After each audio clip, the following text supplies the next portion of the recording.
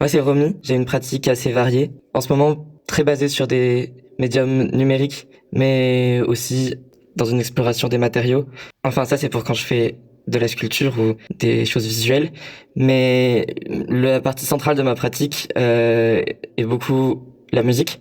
Et ces trois médiums que j'explore principalement, je les explore à travers souvent leur relation à des communautés, des sous-cultures, beaucoup d'internet et du monde militant et queer.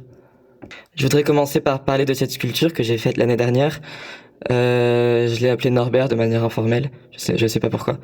C'est un matériau que j'ai créé sur une structure en fil de fer. Ce matériau, c'est du cellophane fondu avec de l'acétone, produit que j'affectionne beaucoup pour sa capacité à déconstruire la structure même des matériaux artificiels.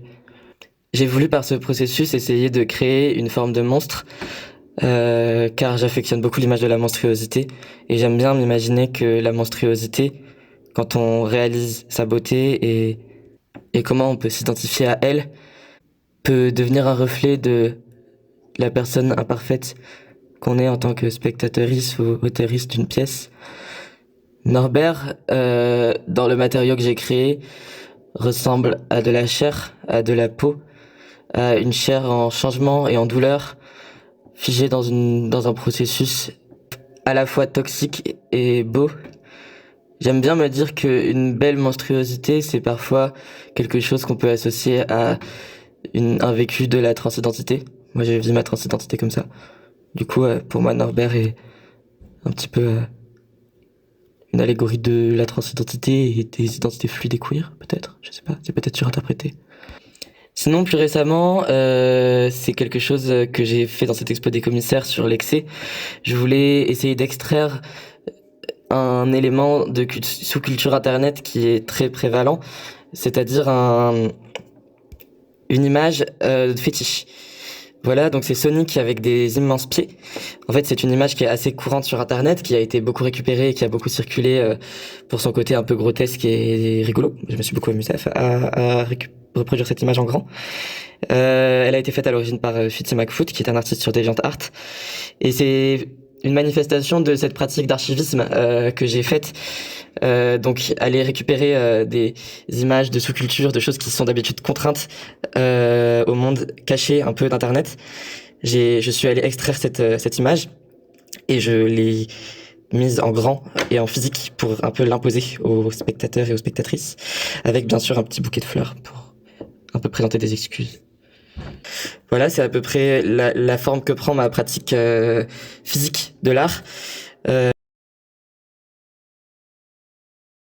le futur, j'aimerais bien explorer d'autres matériaux qui fondent avec de l'acétone, notamment le polystyrène. Je trouve ça assez intéressant et j'ai déjà fait quelques tests. Même si ça fait du napalm, en soi, c'est assez toxique. J'aimerais bien essayer de faire fondre du polystyrène, ça serait cool. Et peut-être d'imprimer d'autres images de DeviantArt en très grand et peut-être de participer à cette culture d'internet. Je sais pas. Sinon, il y a une pratique que j'affectionne beaucoup. C'est celle de pièces qui s'inscrivent dans le temps, plus que dans l'espace. Enfin, en fait, autant dans l'espace, mais c'est ma pratique de la musique et de choses qui tournent autour. Donc moi, je fais de la musique à la fois très abstraite, qui souvent s'appuie sur la destruction de samples et d'enregistrements pour faire en fait, pour rendre étrange et bizarre des choses qui sont familières à l'origine. Notamment dans mon album Bolido, qui est une reprise d'une chanson de Tracy Chapman, Fast Car.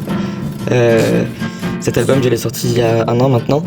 Et je crois que je suis la seule personne à avoir remarqué d'où vient le riff de guitare que je joue dedans et que j'ai démoli juste pour en faire des nappes de son ambiantes. J'ai aussi une pratique de la musique qui est un peu la version sonore de ma pièce où j'ai mis Sonic.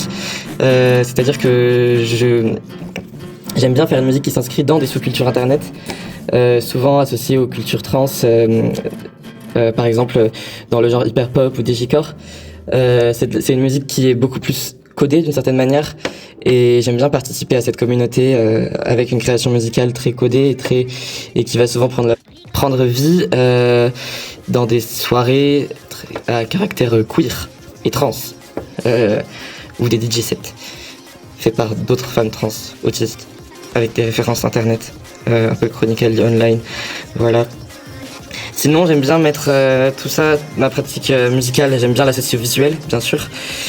Pour ça, j'utilise beaucoup l'outil Touch Designer, qui est un langage de programmation qui permet très facilement d'associer des éléments visuels, de créer des éléments visuels qui changent en suivant la musique, ou de contrôler des signaux sonores avec par exemple ses mains ou des positions des gens dans l'espace.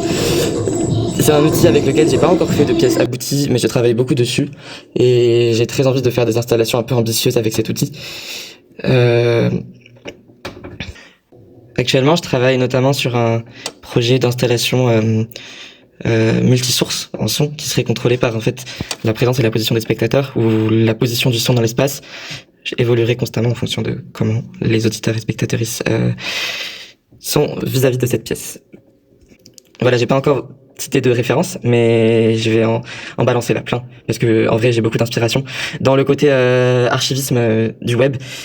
J'ai beaucoup emprunté par exemple à la pratique de Lorna Mills, qui est une artiste qui a une pratique presque pure en fait d'archivisme et d'archéologie web que je trouve très intéressante.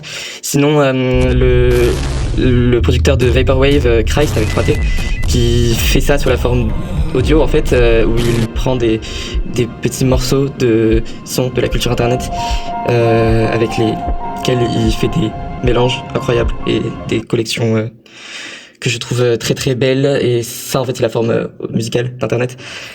Sinon bien sûr c'est une personne qui m'a beaucoup aidé à voir le côté monstrueux et biologique et beau et étrange de l'identité queer et de l'identité trans a fortiori.